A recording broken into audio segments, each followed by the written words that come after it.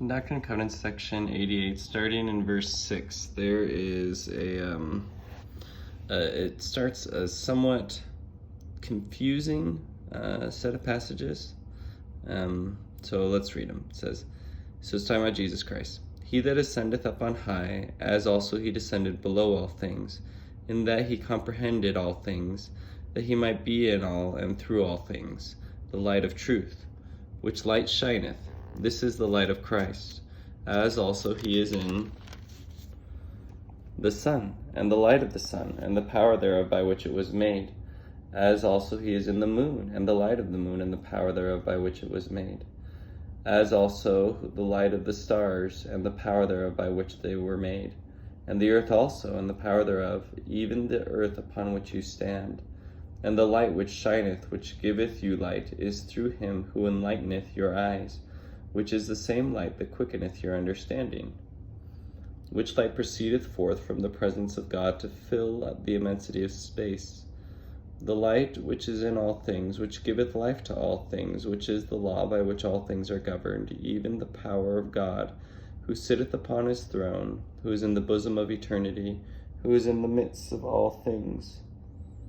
So I'm going to stop there. So when I read this is a little bit confusing. It seems to be equating truth and knowledge, understanding, and light, like physical light, and God, and it's also power and life. They all seem to be kind of the same thing in these passages of verses.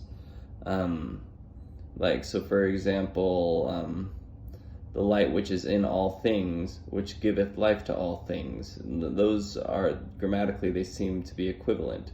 Whatever is giving you life is also a light, which is also a law, which is also the power of God. And I'm not sure I understand it. Maybe it's poetic, maybe maybe it's just referring to the fact that God is the cause of all these things. He's the cause of light.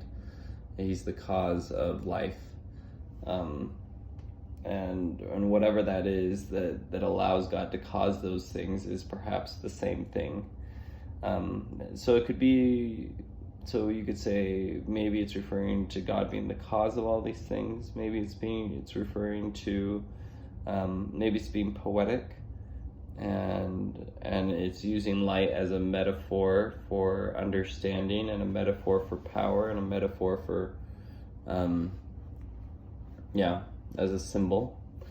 And maybe it's impossible to understand, but something about it feels right to me when I read it.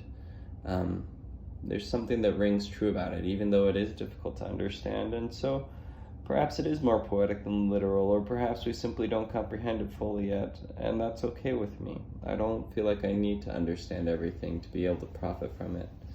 And as it is, as just reading the verses, I feel like there is some truth in them, and I feel like it makes me think about God differently. It makes me think about understanding and truth, and it makes me want to draw closer to that source of light or power or life,